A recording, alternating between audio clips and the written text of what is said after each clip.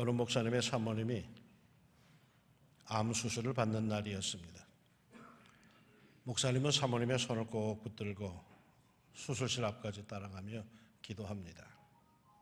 그리고 사모님은 수술실로 들어갔고 목사님은 보호자 대기실에서 여전히 기도하고 있는데 주님이 물으시더랍니다. 너 힘드냐? 즉시 대답했습니다. 예, 힘듭니다. 그랬더니 주님께서 또 물으시더랍니다.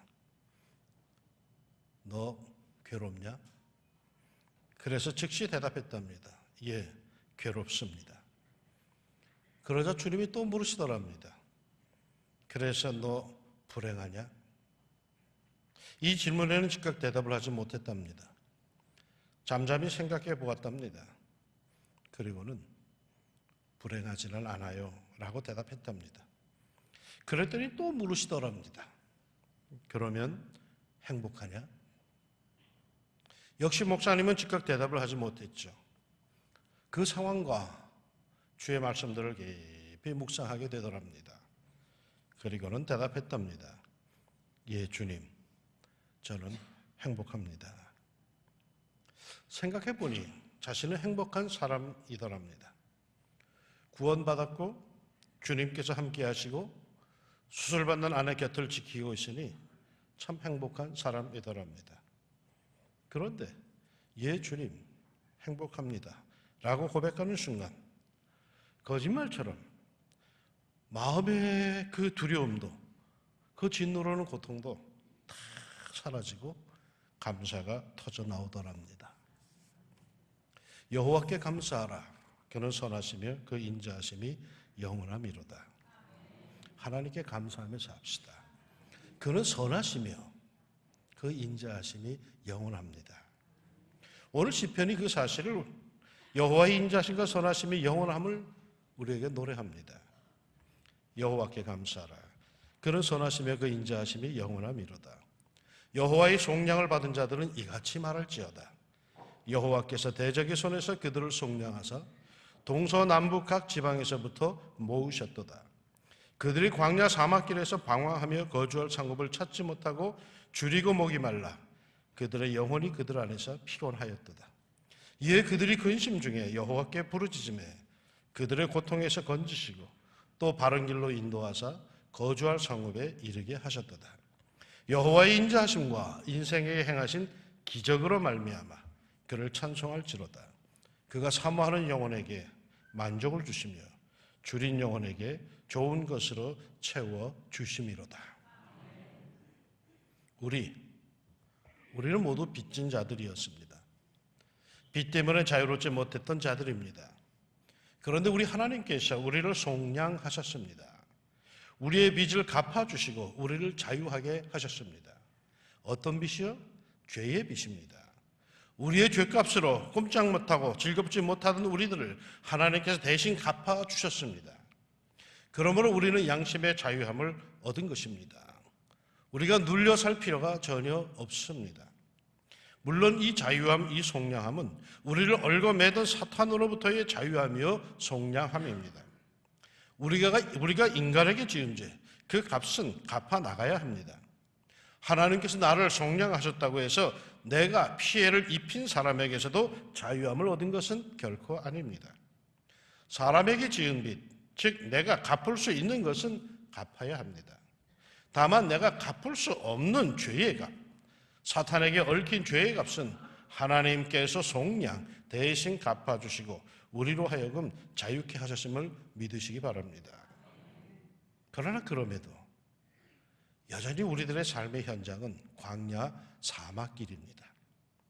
방향을 잡을 수가 없습니다. 가도 사막길입니다. 열심히 살아도 나아지는 것은 없고 늘 그 모습, 그 어려움 그대로입니다. 때로는 열심히 살겠다고 달리면 달릴수록 갈증과 목마름만 더해갑니다. 아무리 해도 벗어날 수가 없습니다. 이때 하나님 힘들어요. 못 살겠어요. 너무 지쳐요. 중얼거리자. 마음 깊숙한 곳에서 나지막히 주님께 부르짖자. 역사가 시작이 되는 게 있습니다. 이에 그들이 근심 중에 여호와께 부르짖으매 그들의 고통에서 건지시고 또 바른 길로 인도하사 거주할 성읍에 이르게 하셨도다. 사는 것이 힘들어. 그야말로 줄이고 목이 말라 영혼까지 피곤해질 때에 하나님께 중얼중얼 거렸더니 하나님께서 우리를 고통에서 건져주시고 동시에 길을 열어주시고 인도해 주셨는데 어디로? 거주할 성읍으로. 그러니까 이 거주할 성읍에서야 우리는 모든 근심에서 벗어날 수 있고 그곳에서 안정할 수가 있습니다. 그러면 구체적으로 그 거주할 성읍은 어디일까요? 나는 교회라고 믿습니다. 속량함을 받은 자들을 불러 모으시는 것, 지치고 지친 사람들을 향해서 수고하고 무거운 짐진 자들아 다 내게로 오라, 내가 너희를 편히 쉬게 하리라 하시며 부르시는 그 교회임을 나는 믿습니다. 그러기에 교회는 평화의 집이요 하나님의 집입니다. 교회는 하나님께서 예배해 놓으신 우리가 거할 성읍, 우리가 비로소 안식을 취할 곳입니다. 교회는 하나님께서 피곤한 삶 속에 지치는 내 영혼을 위해서 마련해 주신 거주할 성읍입니다. 교회는 내 영혼이 다시 살아나는 곳입니다. 교회는 내가 다시 의기양양해지는 곳입니다. 교회는 골리앗같이 커다랗게만 보이던 두려운 세상이 그 문제덩어리가 만만하게 보이기 시작하는 곳입니다. 교회는 세상을 이길 모든 하늘의 지혜와 총명이 번쩍이는 곳입니다. 교회는 그야말로 방전 수준까지 갔던 내 삶의 에너지가 가득가득 충전되는 에너지 충전소입니다. 교회는 나로 하여금 영적인 강골로 하나님의 사람으로 다시 깃털을 잡을 수 있도록 하나님께서 마련해 두신 피난처요 안식처요 요새입니다. 하루아침에 자기가 다니던 교회를 잃어버린 사람이 있었습니다. 멀쩡히 잘 다니던 교회 내에서 여기저기 다툼이 일어나더니 목사파, 장로파, 개혁파, 수구파, 원로파, 시무파 하면서 자 싸움을 한참 벌이더니 그만 교회가 두 짝이 나고 말았습니다. 그리고는 교회당을 서로 차지하려고 문을 걸어 잠그고 들어오지 못하게 해서 일반 대다수 교인들은 교회를 잃어버리고 말았습니다. 주일날 아침 교회 가야겠다고 성경 찬송가를 들고 집을 나섰지만 이 사람은 갈 데가 없었습니다. 서울 시내 맨 교회 천지인데도 이 사람에게는 교회가 없었습니다. 왜요? 하나님께서 자신을 위해서 준비해 놓으신 그 영혼의 집 교회를 잃어버렸기 때문입니다. 그러게 안식할 수가 없습니다. 그러게 위로받을 곳이 없습니다. 그러게 재충전될 곳이 없습니다. 그러게 사는 게 힘들고 힘은 더욱 들고 그 영혼은 점점점 쇠약해가고 이 사람은 자기가 위로받을 수 있는 충전될 수 있는 교회가 사라졌다는 사실에 대해서 엄청난 충격을 받으며 이 말씀이 떠올랐다고 합니다. 그들이 광야 사막길에서 방황하며 거주할 성읍을 찾지 못하고 줄이고 목이 말라 그들의 영혼이 그들 안에서 피곤하였도다. 그런데 우리는 이에 그들이 근심 중에 여호와께 부르짖으며 그들의 고통에서 건지시고 또 바른 길로 인도하사 거주할 성읍에 이르게 하셨도다. 우리가 거주할 성읍이 있습니다. 우리가 충전될 성읍이 있습니다.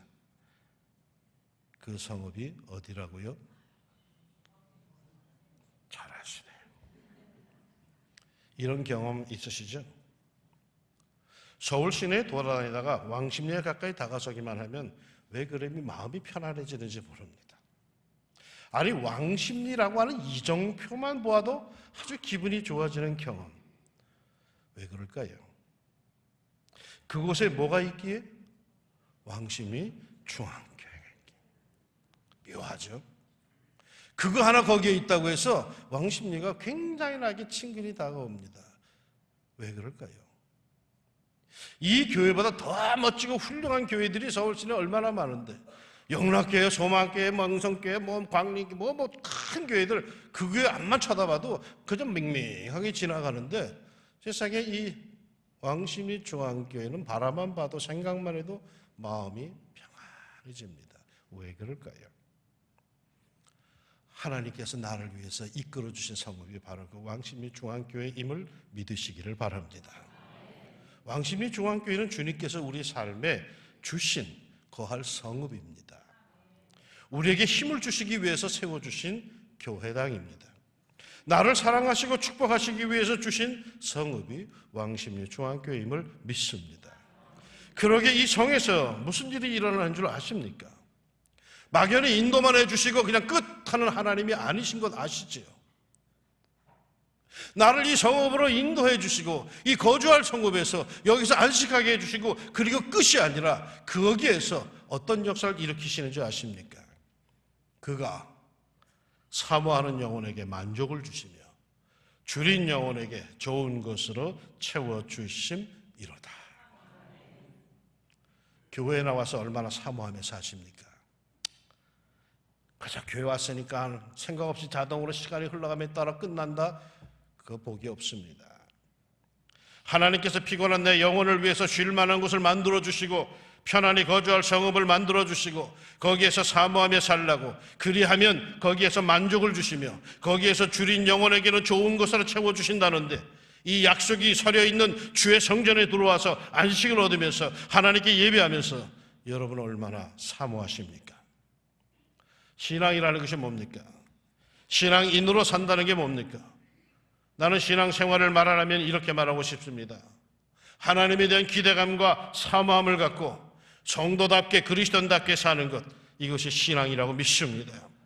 믿음 생활하면서 아무런 기대감도 갖지 못하고 사는 것, 그건 비극입니다. 하나님의 약속이 서려 있는 이 성전에 들어와서 아무런 기대감도 아무런 사모하는 심령도 없이 거기서 시간 가는 대로 앉아있다가 그냥 훌쩍 가버리는 것 비극입니다. 왜? 이곳에는 엄청난 약속이 담겨 있는 곳입니다. 사모하는 영혼에게 만족을 주시며 줄인 영혼에게 좋은 것으로 채워주심이로다. 그러기에 나는 언제나 하나님에 대해서 실망하지 않습니다. 비록 지금은 아픔이 있고 답답함이 있어도 선하신 하나님, 나를 구원하시고 사랑하시는 하나님, 부족한 나를 세워주시는 하나님, 나에게 삶의 의미와 사명을 주시는 하나님, 그리고 이 고달픈 인생길에 동행할 수 있는 좋은 교우들을 주시고 거주할 내 영혼의 성읍 교회를 주신 하나님, 그 하나님께서 나의 모든 문제들을, 어렵고 난처한 상황들을 선하게 인도하실 것이라는 기대감을 나는 갖습니다. 그가 사모하는 영혼에게 만족을 주시며 줄인 영혼에게 좋은 것으로 채워주심이로다. 2017년 상반기가 지나갔습니다. 맥주감사주일이라는 게 바로 그겁니다. 본래 맥주감사주일은 보리를 추수한 것에 대한 감사드리는 감사절입니다. 가끔가다 어떤 분들이 얘기할 때 맥주감사주일이라고 해가지고 교회에서 술을 주나라고 생각하는 분들이 계시는데, 맥주가 아니고 맥추입니다. 도시교회는 농사를 안 짓잖아요. 도시교회는 보리 농사 안 지어요. 그러니까 도시교회에서 맥주감사주일은 뭐냐? 상반기 하나님에 대한 감사입니다.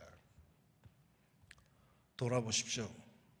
지난 시간들 다소 피곤하고 지치고 힘들었지만 그러나 나는 불평하지 않습니다. 도리어 나는 기대감을 갖습니다. 왜? 여전히 내 하나님은 나를 기억하시고 사랑하시어 내 영혼이 거주할 성읍, 이 교회를 내게 허락하셨기에 이곳에서 주님은 사모하는 자에게 만족을 주시고 줄인 자에게 좋은 것으로 채워주실 줄로 믿습니다. 나의 갈 길을 다 가도록 예수 인도하시니 어려운 일을 당할 때도 족한 은혜 주시네. 나는 심히 고단하고 영혼 매우 가라나 나의 앞에 반석에서 샘물 나게 하시네. 나의 앞에 반석에서 샘물 나게 하시네. 그곳에 이를 때까지 예수님께서는 나를 인도하실 것이고 성령님은 나를 도우실 것이며 그곳에 이를 때까지 매주일, 아니 매일매일 이 성전에서 하나님은 나를 만나주시고 위로와 격려를 주시며 사모하는 영혼에 만족을 주시고 줄인 영혼에 좋은 것으로 채워 주실 겁니다. 2017년 하반기 세월 속에서도 언제나 이 성전에서 하나님의 위로와 격려, 채워주심과 만족을 누리는 하나님의 은혜가 있기를 예수님의 이름으로 축원합니다. 아멘. 기도합시다. 사랑하는 하나님, 2017년 상반기가 지나갔습니다. 지난 세월 돌아보면 여러 가지 많은 일이 있었지만 이제 하반기를 바라보며 하나님을 다시 바라봅니다. 기대감을 갖습니다. 말씀하여 주시기를 그가 사모하는 영혼에게 만족을 주시며 줄인 영혼에게 좋은 것으로 채워주신다 하셨습니다. 사모합니다. 주님, 내 영혼이 줄였습니다. 저희를 만족해 하시고 좋은 것으로 채워주시는 2017년 하반기의 세월이 우리에게 허락될 줄로 믿습니다. 예수님의 이름으로 기도합니다. 아멘.